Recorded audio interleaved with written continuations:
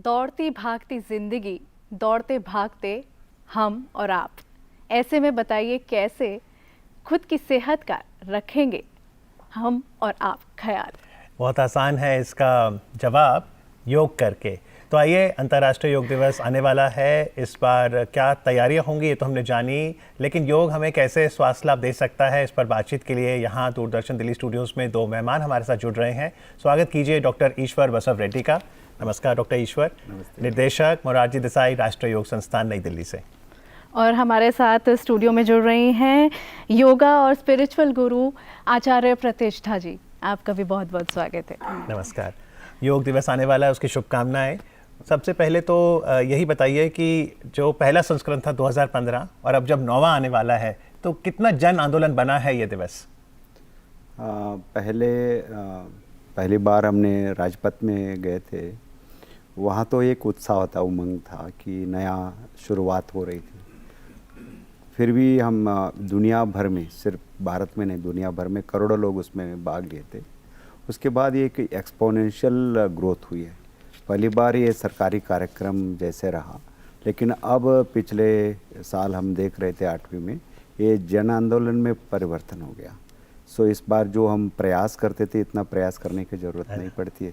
जैसे हमने बुला लिया, पहले 500 लोग आते थे, आजकल 5000 50,000 लोग आ जाते हैं।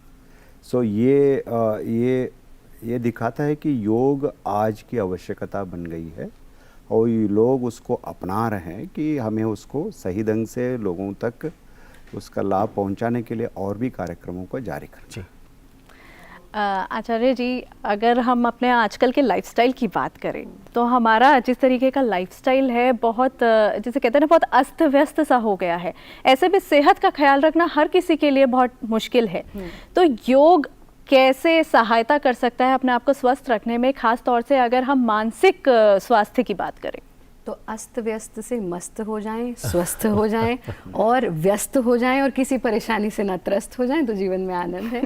योग, मुझे लगता है कि योग की जो बेसिक डेफिनेशन है, अगर हम उसी को समझ लें कि योगः कर्मसु कौशलम, तो हर कार्य में, हर व्यक्ति हर कार्य में परफेक्शनिस्ट होना चाहता है। आप चाहते हैं मैं एंकरिंग कर रही हूँ, वो भी परफेक्शन के साथ करूँ, है ना। एक माँ अपने बच्चे को पाल रही है, वो भी चाहती है मैं परफेक्शन के साथ करूँ। So we want to do everything in personal life and professional life in a perfectionist way. हम चाहते हैं हर चीज़ पूर्णता के साथ करें। वो करने के लिए योगी होना पड़ेगा।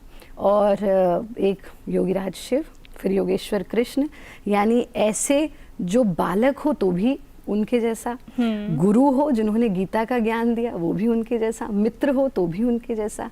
तो ये हमें ये दिखाता है कि कुछ भी जीवन में जो हम करना चाहते हैं उसके लिए योगी होना पहली सीढ़ी है, तभी हम परफेक्शनिस्ट हो सकते हैं। जी, तो जैसे अष्टांग योग में 8 अंगों की बात है, थोड़ा बताइए यम और नियम में अंतर क्या है? क्योंकि नियम का तो हमें रूल्स करके समझ में आता है, यम क्या है और दोनों में अंतर क्या है? बहुत सुंदर।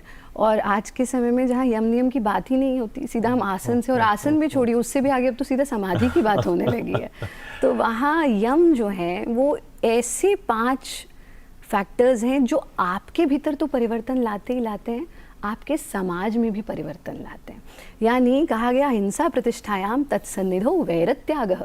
अगर किसी योगी के भीतर अहिंसा प्रतिष्ठित हो जाती है तो उसके सानिध्य में आने वाले लोगों के भी भीतर से हिंसा दूर हो जाती है। यानी अगर प्रत्येक व्यक्ति योगी हो जाए और अहिंसा स्थापित हो जाए तो टेररिज्म खत्म हो जाएगा, क्राइम खत्म हो जाएगा, हम एक बेहतर समाज का निर्माण कर सकते हैं। ऐसी सत्य, सत्यम ब्रूयात प्रियम ब्रूयात न ब्रूयात सत्यम अप्रियम। कहा गया सत्य प्रतिष्ठायाम क्रिया फलाश्रयत्वम। अगर सत्य स्थापित हो जाए, करप्शन खत्म हो जाएगी।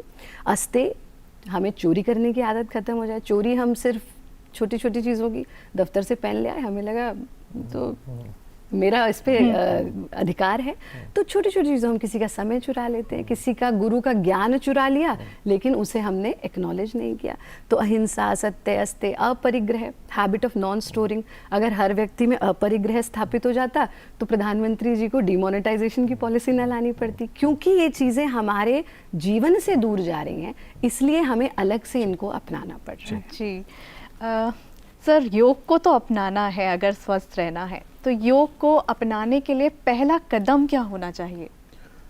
योग को अपनाने के लिए हमें सबसे पहले इच्छा, हमें लाइफ में कुछ अचीव करना है, सुधारना है, और स्वस्थ रहना ज़रूरी होती है। लेकिन इसलिए पहले हमने 5 पड़ाव होता है कि योग को अपनाने के लिए। सबसे पहले जीवन में हम खाते हैं, पीते हैं, देखते हैं, काम करते हैं। ये जब भी हम वैश्वीकरण में क्या होता है कि उसको मल शेखरण होता है, सर्वे रोगः मलवशः। सो इसलिए पतंजलि अष्टांग योग जो बोलने से हमें एडवोकेट करने से पहले ये बताए कि अशुद्धि क्षये ज्ञान दीप्ति विवेक ख्याति। सो इसलिए जो मल शेखरण होता है उसको शुद्धिकरण करें। सो जैसे आपको पवित्रता भाव आएगा तब आप आगे बढ़ेंगे। ये पहला पड़ाव है। इसलिए हम जब योग करते हैं कि हमने कुछ मूवमेंट करते हैं, ये करते हैं, किसी कर हमने आपको हल्कापन महसूस होता है कि एक उपचार। बाद में क्या होता है कि आपको बैठे लेटे कुछ बॉडी डिस्टर्बेंस होते हैं, उसके लिए हम पोस्चर मॉडिफिकेशन, शरीर को सही ढंग से अलाइनमेंट करना, सारे करना, तब उसके बाद ब्रीद मॉडिफिकेशन। सो हमने श्वास प्रश्वास को सीधा रखना, सारे करना, बैलेंस करना। उसके बाद हमारा आता है रिलैक्सेशन। सो जब रिलैक्सेशन हो गया आपको एकदम योग को छोड़ेंगे नहीं। लेकिन अभी एक पड़ाव रहेगा, जैसे जैसे आप रिलैक्सेशन होते जाएंगे आपको मेडिटेशन, ध्यान करें। ध्यान एक बार आप करने लगेंगे, ध्यान का असली स्वाद आप पाएंगे, तब आपको योग नहीं छोड़ेंगे। जी, और ये सारे अंग आपने कॉमन योगा प्रोटोकॉल में रखे हैं। Yes. तो जो पहले संस्करण में 45 मिनट का प्रोटोकॉल था, 9वें में भी वही है या कोई बदलाव हुआ है? नहीं, वही पहले में 35 था, बाद में हमने 45 किया। अच्छा। दूसरी में, उसके बाद आज भी वो 45 मिनट का एक स्टैंडर्ड प्रोटोकॉल है कि ये गाइडलाइन है। उसमें 1-2 आसन हम व्यक्तिगत रूप से आगे पीछे कर सकते हैं, लेकिन किस ढंग से योग अभ्यास करना चाहिए एक वैज्ञानिक निरूपण हमने कॉमन योगा प्रोटोकॉल। और ये कितनी लैंग्वेजेस में अवेलेबल है डॉक्टर साहब? सो अभी हमारा जो 22 लैंग्वेजेस में वीडियोस अवेलेबल है और बुकलेट भी हमारा हिंदी और अंग्रेजी में अवेलेबल है। जी, यानी अब जब योग दिवस आएगा, रोज ही करिए योग दिवस पे, खासतौर पे आप कॉमन योगा प्रोटोकॉल जरूर करें, जिसका सीधा प्रसारण दूरदर्शन पे होगा। यम के बाद आसन आता है, तो मुझे बताइए भावना, आपका फेवरेट आसन कौन सा है? मेरा फेवरेट आसन नौकासन। क्यों? अरे टमी अंदर हो जाता है। पर प्रतिष्ठा जी, आप देखिए भारत में ये बेली की प्रॉब्लम रहती है, क्या वाकई नौका आसन या कौन सा बेस्ट आसन है टमी को ठीक करने के लिए? हाँ, और इसके लिए कहा गया एब्स बनाने तो एब छोड़ दो, सारे एब छोड़ दोगे तो एब्स बन जाएंगे। और नियमित अभ्यास से पेट ही अंदर नहीं, हमारा जीवन भी सुधरता है, हम स्वस्थ होते हैं। आप सूर्य नमस्कार का अभ्यास करें, आप अग्निसार क्रिया का अभ्यास करें, आप उद्यान बंध का अभ्यास करें, और सिर्फ हमको एक ही शरीर के अंग पर विशेष ध्यान नहीं देना। अच्छा। है ना, हमें पूरा संपूर्ण स्वास्थ्य प्राप्त करना है, वरना वो सिर्फ तंदुरुस्ती रह जाएगा। योग सिर्फ तन की दुरुस्ती नहीं है, तन के साथ साथ आपका मन भी शांत हो, आपकी आत्मा भी उन्नत हो। योग आत्म उन्नति का माध्यम है। जब हम कहते हैं अध्यात्म, तो लोगों को लगता है अरे ये तो कुछ जो है बहुत अलग सी चीज है, पर अगर उसका संधि विच्छेद कर दे, अधि जमा आत्म, ऐसी चीज जो मेरे आत्म को उन्नत करे, और वो क्या है? वो योग है। क्योंकि वो आत्म से परम आत्म तक की यात्रा है। तो शरीर तो स्वस्थ होगा ही होगा, ये तो उसका मतलब एक के साथ एक फ्री वाली चीज है, हाँ बाय प्रोडक्ट है। लेकिन उसके साथ साथ आपका पूरा जीवन योगमय हो जाता है और आप आनंद के साथ जीना आरंभ कर देते हैं। हमारे जो सेगमेंट है बी पॉजिटिव, उसमें आप हमेशा मोटिवेट करती ही रहती हैं हमें, लेकिन अभी आपने अशांत मन की बात की।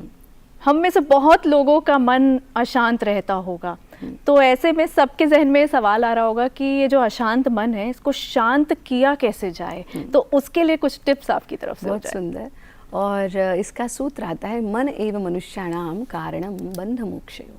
मन ही वो माध्यम है जो आपको बांधता भी है, मन ही वो है जो आपको मुक्ति की ओर भी ले जाता है। और हमें लगता है, अगर आप जैसे फैट लॉस की बात कर रहे हैं, तो हमको क्या लगता है, अरे जबान पे कंट्रोल नहीं है। जबान अपना काम कर रही है, इंद्रियां अपना काम करती है, पर उसके पीछे जब मन लग जाता है तो हम उससे सुख भोगने लगते हैं। आंखों से कुछ देखा, एक ही चीज किसी को अच्छी लग सकती है, किसी को बुरी। क्यों? क्योंकि उससे आपका मन अटैच हो जाता है। तो मन को नियंत्रित करना, मन को संयमित करना ही योग का परम उद्देश्य, और ये एक दूसरे से जुड़े हुए हैं। एक स्वस्थ तन के भीतर एक स्वस्थ मन होगा, और मन चंगा तो कटौती में गंगा। मन अगर अच्छा हो जाए तो जीवन में सब कुछ अच्छा हो जाता है। इसके लिए 2-3 चीज़ें विशेष रूप से, जब आप आसनों का भी अभ्यास कर रहे हैं तो उसमें भी मनोयोग के साथ करें। ऐसा नहीं है कि हमने म्यूजिक चला दिया लाउड और हमें लग रहा है फिजिकल एक्टिविटी है। थोड़ा समय प्रकृति के सानिध्य में ज़रूर बिताएं। प्राणायाम बहुत सुंदर तरीका है मन को नियंत्रित करने का, और ध्यान से उत्तम तो कुछ भी नहीं है। तो नियमित रूप से यदि हम ध्यान का अभ्यास करते हैं तो मन संतुलित होता है और जीवन में आनंद आ जाता है। जी बिल्कुल। तो आसन के बाद प्रोटोकॉल में कपालभाति है, और आप हमेशा इस बात पे बल देते हैं डॉक्टर ईश्वर कि कपालभाति जो है वो प्राणायाम नहीं है, वो प्राणायाम की तैयारी है। हाँ। कपालभाति हठ योग साधना में एक क्रिया के रूप में क्लींसिंग प्रोसेसेस है। जैसे हम प्राणायाम करने से पहले नाड़ी शोधन करना आवश्यक होती है। जो हम प्राणायाम कहते हैं कि वो पहले श्वास प्रश्वास प्रक्रिया है। प्राणायाम जब भी परिपूर्ण होता है जब आपका नाड़ियाँ शुद्ध होती है। इसलिए योग में नेति, धौति, कपालभाति, त्राटक, नवली, बस्ती, अच्छा 6 प्रकार की क्रियाएं बताएं। वहाँ 3 क्रियाएं बहुत आवश्यक होती है कि प्राणायाम करने से पहले नेति, धौति, कपालभाति। अच्छा, ये तीनों सही ढंग से कर लिया तो नाड़ी शोधन प्राणायाम, वो भी एक शोधन प्राणायाम है कि बाद में कुंभक युक्त प्राणायाम करते हैं। सो कपालभाति को आपने सही दिशा में काली पेट में करना पड़ता है, और सही दिशा में करने से हमारा 2 फ्रंटल साइनस है ओपन हो जाती है, तब दोनों नॉस्ट्रिल ओपन हो जाते हैं, तभी आपका प्राणायाम का लक्ष्य हम प्राप्त कर सकते हैं। कपालभाति कितनी देर करें? सो आपने 10 स्ट्रोक्स से चालू करें। अच्छा, लेकिन आहिस्ता आहिस्ता इसमें कितने करें वो अलग बात है, लेकिन एक अच्छा साधक 1 मिनट में 120 स्ट्रोक्स, अच्छा जी, एक रिदम है उसका। वो रिदम के साथ वो करने से क्या होता है कि एक ब्रेन वेव में हमारा लेफ्ट हेमिस्फीयर, राइट हेमिस्फीयर जो भी होता है उनको बैलेंस करने में ये सटलर प्रैक्टिसेस टेक्नोलॉजी है। लेकिन हम जब करते छाती ऊपर करके सिर्फ हमें नाभि को दबाना है, नाभि बताते हैं कि यहाँ हमें उसका स्ट्रोक का अनुभव होना है, तब आपका पूरा फ्रंटल साइनस खुल जाता है। सो इसलिए आपके क्षमता के अनुसार 10 से लेकर आपने आहिस्ता आहिस्ता 1 मिनट में 120 स्ट्रोक्स पर सेकंड्स कर सकते हैं, अपना क्षमता के अनुसार करें। लेकिन जो हाइपरटेंशन है, कार्डियक पेशेंट्स है, हाइपर एसिडिटी है, ऐसे लोगों को कपालभाति करने से पहले सावधान के साथ करें। तो फिर बिल्कुल। और आप मेरा फेवरेट आसन नहीं पूछेंगे? मैं वही पूछने वाली थी कि आपका फेवरेट आसन क्या है, क्योंकि आपने मुझसे तो सवाल पूछ लिया। अब आप बताइए आपका फेवरेट आसन। वृक्ष आसन, और वो इसलिए क्योंकि वो बैलेंस लाता है। आपको लगता है ये कुछ आसन है जो एक फेवरेट होने चाहिए, एटलीस्ट जो बिगिनर है ये तो बिल्कुल मिस ना करे? मुझे लगा था आप कहेंगे शवासन। बिल्कुल। और आसन जो है हमें हर आसन को बहुत आनंद के साथ अभ्यास करना चाहिए। फिर हमारे शरीर की क्या क्षमता है और हमारी आवश्यकता क्या है, क्योंकि गंगा में जल तो बहुत बह रहा है, लेकिन मेरे काम का उतना जिससे मेरी प्यास बुझ जाए। तो आसन है, 84 लाख आसन है, फिर कितने प्राणायाम हुए, षटकर्म 6 क्रियाएं हो गई शुद्धि की। लेकिन दैनिक क्रम में हमें वो चीज़ें ज़रूर अपनानी चाहिए जो हमारी डे टू डे लाइफ को बेहतर बना सकें। जैसे कितनी अच्छी भारत सरकार ने वाई ब्रेक लेकर के आए, है ना। आज से कई वर्ष पहले कोई कल्पना कर सकता था कि इतने छोटे छोटे में भी हम योग को अपनाएंगे, लेकिन जो समय के साथ परिवर्तित हो जाए, जिसे हम समय के साथ एडाप्ट कर लें। और मुख्य चीज़ है कि हम एवरीडे लाइफ में कितना योग को आत्मसात कर पाते हैं। तो चाहे आसनों का अभ्यास है, प्राणायाम का अभ्यास है, वो हम नियमित करें। और आपके चैनल के माध्यम से यही कहना चाहेंगे कि आप जिस भी अवस्था में, कभी कभी हम वेट करते हैं, अरे मैं फ्लेक्सिबल नहीं हूँ, मैं कैसे योग साधना शुरू करूँ, अरे मैं तो मोटा हूँ या मेरा वजन बढ़ा हुआ, मैं कैसे शुरू करूँ।